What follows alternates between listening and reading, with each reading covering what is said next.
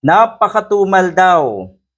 Mag-aapat na buwan na itong campaign na ito na itong mga diehard. Pursigido yung mga yan mula Luzon hanggang Mindanao. Talagang dinadayo yan itong mga ito. Natural, may pondo yung mga yan. Kung sino man yung nagpondo sa ganitong klaseng campaign, tanga. Dahil sabi rin naman ni Sara Duterte, siya mismo nakiisa dito sa signature campaign na ito. Pero sinabi niya rin na walang mangyayari diyan sa signature campaign na yan. Kahit na rin yung ibang mga personalidad na nasa paligid ni Digong.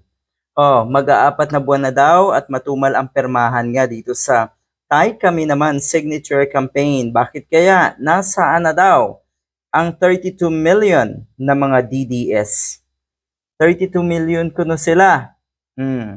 Bakit hindi kayo gumagalaw? Hindi gumagalaw. Napakatumal at kahit or hindi pa daw abutin nga ng 50,000. Kasi ang target nila ay kalahating milyon. Hindi naman sigurado at hindi rin nila maipaliwanag kahit si Atty. Vic Rodriguez kung para saan at kung talaga bang makakatulong yun para mailabas nila si Tatay Digong nila. Nakakaawa, no? Nakakaawang maging DDS. Kanina lang, meron tayong nabasa ang sinasabi nakakahiya na daw na maging Pilipino ngayon, sabi ng isang DDS. Talaga ba? Hindi ba't ang pinakanakakahiya na mangyari sa isang Pilipino ay yung siya ay maging DDS? Wala namang nagsisigaw sa kanila na sila ay proud DDS. Wala. Kalimitan nga, tinatanggi pa nila eh. Ayan. Signature campaign ni Digong, hindi umabot ng 50,000. Kahit yun ay ang target nga nila ay 500,000.